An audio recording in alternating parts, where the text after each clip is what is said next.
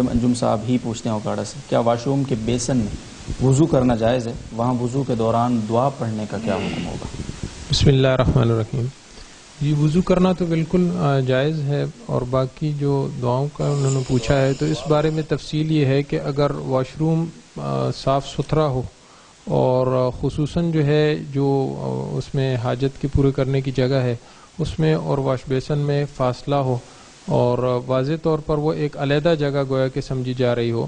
اور وہاں پر کوئی ایسی گندگی ناپاکی وغیرہ نہ ہو تو پھر وہاں پر دعائیں پڑھی جا سکتی ہیں۔ لیکن اگر ایسی صورتحال نہ ہو